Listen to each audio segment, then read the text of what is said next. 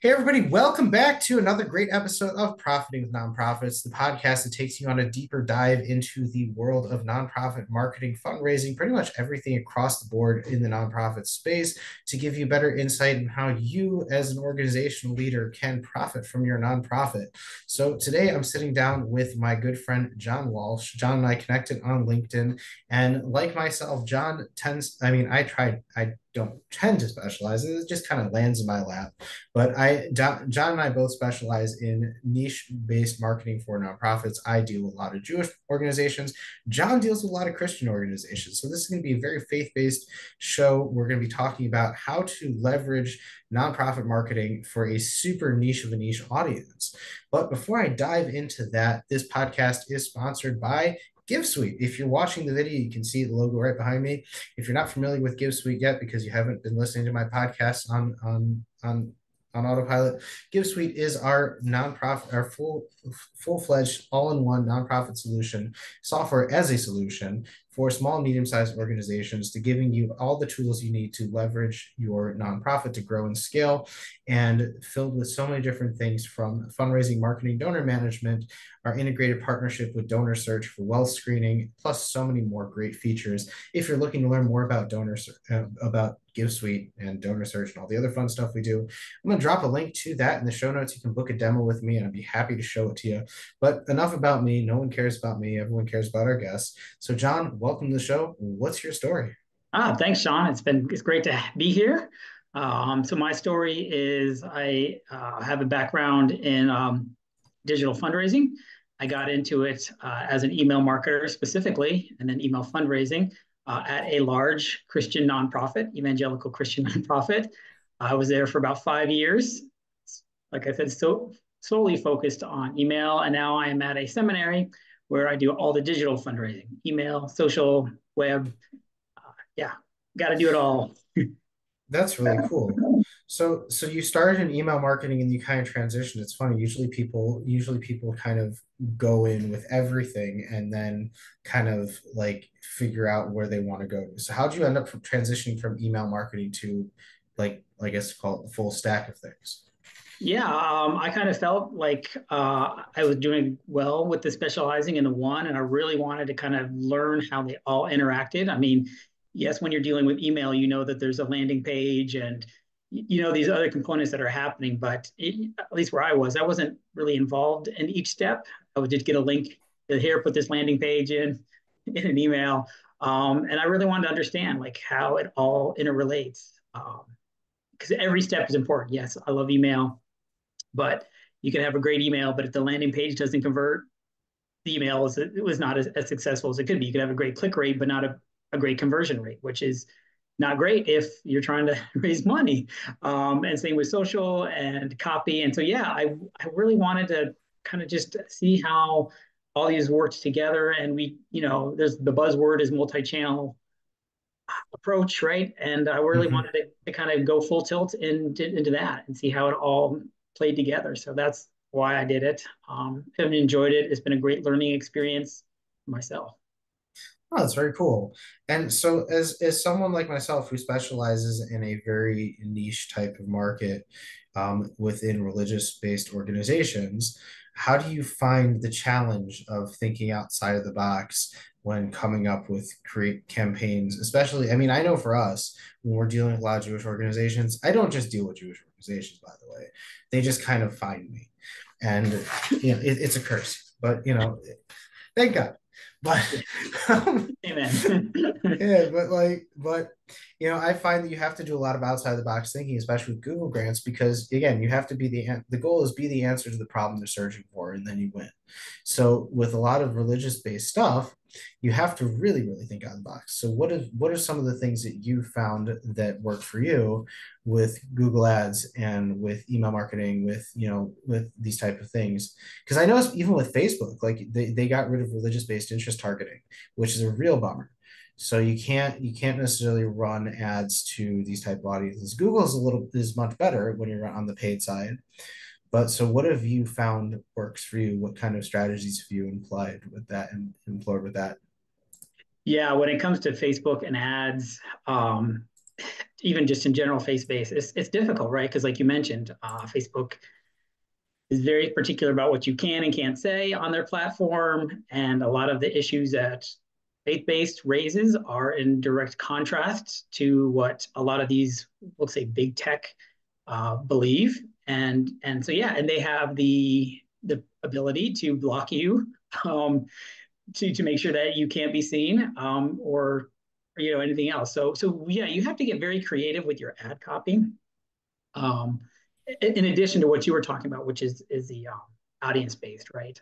We're looking for kind of interests, maybe not necessarily say faith based, but you're kind of also looking for those other interests and behaviors that kind of point to a person who is faith based. And yeah, you just have to. A lot of it is trial and error, testing things, seeing what works. Like I mentioned, the copy. We use a lot of like free resources and everything. Based around, so I would say more general terms, but things like parenting in the Christian world, which are still heavy issues, still issues that my case Christians want to know about. But we're not touching on the very sensitive topics and the very controversial topics, which can get us banned. And we have in the past been, yes, banned. Um, Really? yeah, yeah. I mean, not me personally, but one of the organization I mentioned, his Facebook page was banned for a short while. Um, he's very Wow. vocal. He's very vocal in his opinion, in his views. So, and that's fine. I think there's something to be said about that too, which I guess this kind of leads me to this point, right? Which is why it's important to have an email list, an email audience, right? Because we're talking here about the ability, these big tech companies' ability to block you from sharing your message. And so when that happens, which does happen, that's why you need to have your own list or your own audience that you can control and make sure that it gets seen, at least gets sent. At any rate, and so yeah, that's one way. I think from a Christian standpoint, we have when we're fundraising, we have kind of a different starting point. Um, it's not about like the psychology behind giving. It's not about I'm going to give so I can feel better. Right. It's not going to give because yes, maybe you believe in that mission, but you and I believe in that there's another reason why we give, and I think that's one of the nice kind of outside of the box reasons You're we right. fundraise. Yeah. It's creating more of that partnership and creating that bigger something bigger than me giving you a couple bucks that's going to really solidify the relationship. It's about relationship building versus just giving you money, and I find that a lot with the Jewish organizations I work with too. Is that it's all about building that relationship. The minute you make that donation, it's an ongoing effort of how we're going to continue up the conversation, continue the relationship, and grow together. Yeah, absolutely. You're right on there. It is about relationship building, and I think faith based has that kind of ingrained in Mm-hmm. them for like in my case is churches, right? Like we are stewarding people, every week, and tithing, and like that begins at a very young age for us. Mm-hmm. If you get into faith young. And so yeah, it is about it. It's not just about sending that fundraising email, that social media post once when you need money. It's about that Right. continual Right. It's position. about creating campaigns that are going to cultivate the audience and continue that conversation. And that's something like I said, like we do that a lot too in the Jewish space because there's always something, whether it's a holiday that people can get behind, whether it's something that's going on, whether it's depending on the organization and what they're doing, it's just again that underlying ingrained communal theme and wanting to be part of that community is I think really what helps with the donations versus just trying to solicit donations to save the whales. Because let's be honest, everyone else is trying to save the whales. What makes your community so special? Right, right. And there is such a large uh, community, like you said. It's so much stronger, maybe community, I think, Mm-hmm. and faith-based. I really do. And that's, I mean, really, in some ways, I don't know if this is history or not, but like that's where fundraising comes from. It's faith-based. I mean, we're told in the Bible to give.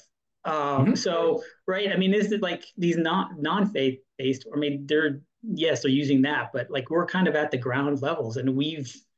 I'm not Well, saying we've it's solved the well, problems, but yeah, go ahead. Well, I think because that whole communal aspect is kind of ingrained in people who are religious, whether it's Christian, Jewish, Islam, Hindu, any type of organized religion, there's always that community sense behind you. So you already have that understanding of how to elevate your community and accelerate that growth and giving. And I think that using these type of strategies, using what's already known to us, helps a lot when creating marketing campaigns that are going to be going out there and not like being direct in your face saying give me money, but partner with us, be part of the community, engage with us, because that's how it works. If my father always says the secret to everything in Judaism, if you feed them, they will come. Yeah, yeah, you're right. You're right. Right. That's and they tell us in the Bible to to clothe the widows and or help the widows, right? And help the poor. And so do you think, I mean, kind of to your point of the community aspect as well, is just like we also have the aspect of prayer, which is very important. And I think that's something that as faith-based we use, at least I use often, right? So even if you're, that's it's a great way to build that community is through prayer, asking people like you're talking about support, and that's just one another way. Whether Mhm. you're praying for it and then you're it's also reminding you too, I think sometimes to hey, this is happening and we need great support for this. So Yeah, for sure. And so, what type of, in terms of the work that you're doing now with the seminary, what type of campaigns have you seen successes with? Like, what type of campaigns are you running that you can relate to other Christian marketers or religious based marketers that have seen successes both in people joining that list and becoming part of that email list, and then also turning into conversions to donors. yeah, and I think you actually said this earlier with one of your comments, and that is through our holidays. We see our biggest our most engagement, whether it's acquisition or retention. Well, retention is all year, but through acquisition or giving, for us, it's the Easter time, the Lent through Easter, so the 40 days that lead up to Easter, which we celebrate, and then Christmas time. Usually around it's actually about 40 days as well. Usually like mid November up to Christmas are our biggest holidays. And I think it goes back to your point too. Like so, ingrained in the Christian is during Easter, it's a time for giving. Like that is what it's fasting, it's praying, giving. And so I say it's a commitment, it's a command that that we're given to do those things. And so that's part of the reason why those types of years, those times of years are very successful. But same for acquisition. Like we do a lot of devotions. We'll put together ebooks. We'll put together Mm. devotions for people to use to read during these special times. I imagine you do.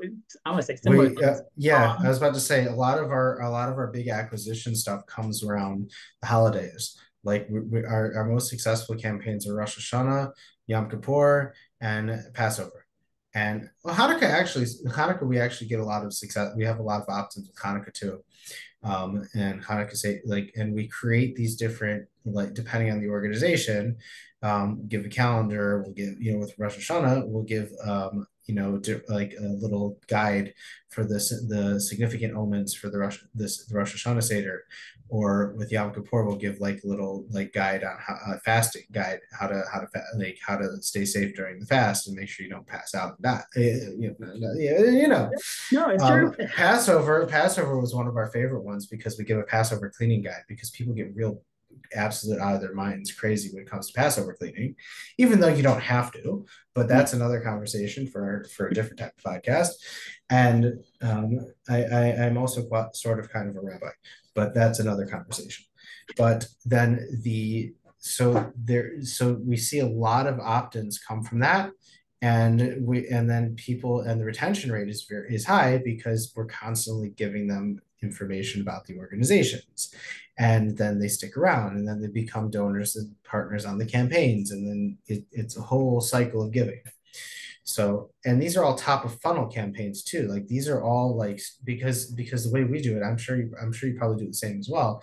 We literally just create campaigns like when is Rosh Hashanah 2024 as the search, and then create landing pages, several different landing pages about what is Rosh Hashanah, when is Rosh Hashanah, these type of things, give information, download our Rosh Hashanah guide, and people do it.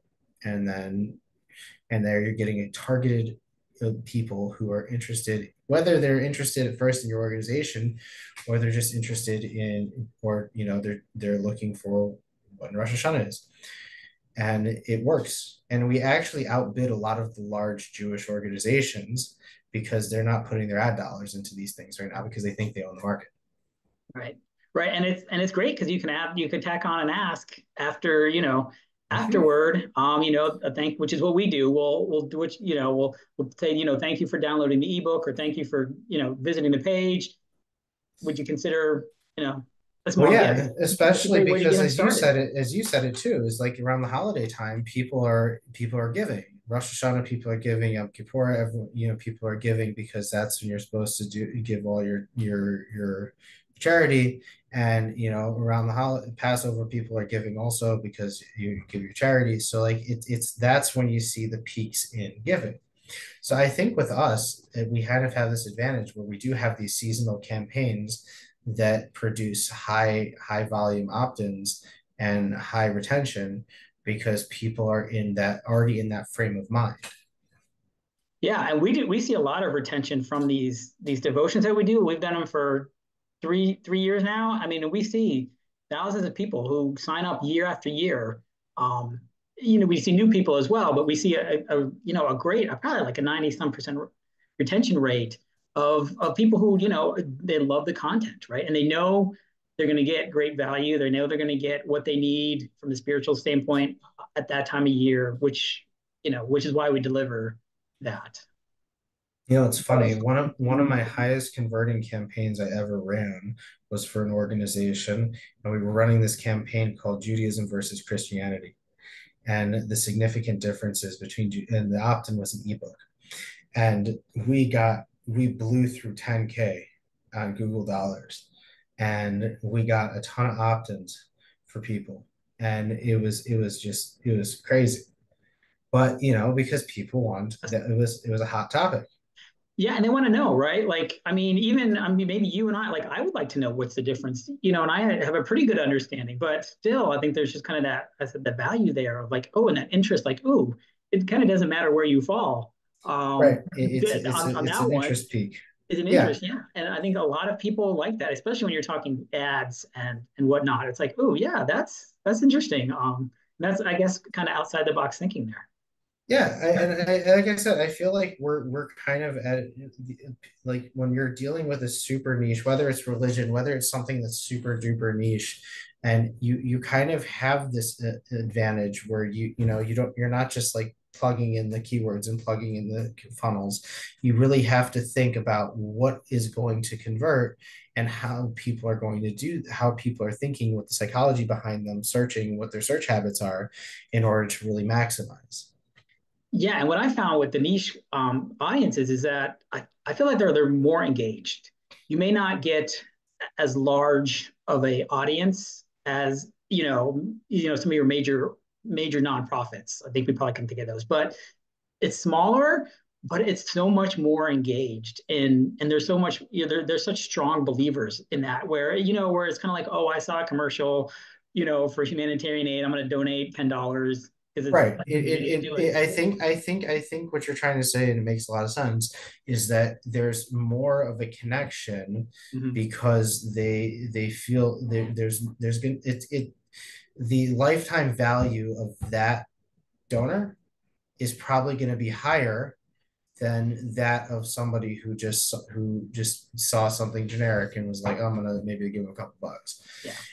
And I think also to that extent is that this is why we're successful with recurring giving is because people want to be part of this. The way I put it is partner, become a partner with us and be a partner in something bigger than you.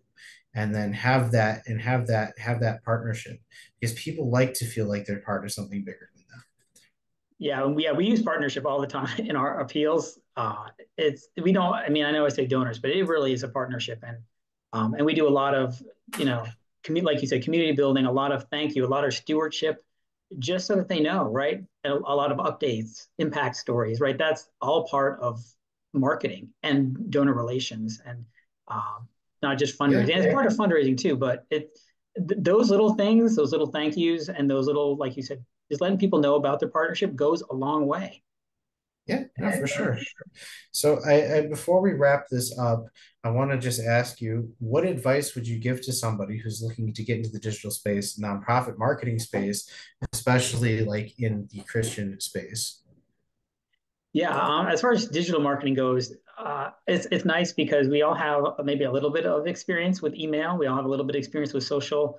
I think it's important to understand, in my opinion, the difference between marketing, fundraising, communications. I mean, those are all part of the nonprofit experience, but there are subtle differences. So I think that's important. I think I took classes. I went online and took digital marketing classes, and I think if you can digital market, then it's an easier jump to digital fundraising. As I Mhm. mentioned, there is a difference, but if you have that kind of that solid background of, like I said earlier, how does email work with all these components, and how does a landing page work with all these components? I think that's really beneficial. Even digital with direct mail, which we did Right. get, like how can you add those to that? And there's great resources out there. Like I said, there's courses, but there's great resources on LinkedIn and people like myself and yourself who are very, very advocating for digital. And so I think that's really the best way, and especially with Christian, with Christian nonprofits, look for ways in your church. Look, I mean, for us, there's always ways to get involved with missions and ministries. Even if it's not your church, it might be ones that you're connected to your church. I say that's a great way if you're specifically looking for getting involved at that faith-based level. Cool. Well, thank you so much, John, for joining us on the show this week. For those who are looking to learn more about John, what he does, I'm going to drop his contact information in the show notes. And if you're looking to learn more about GiveSuite and schedule a demo, I'm going to drop the link to that in the show notes as well. And until next time, guys, I'll catch you later.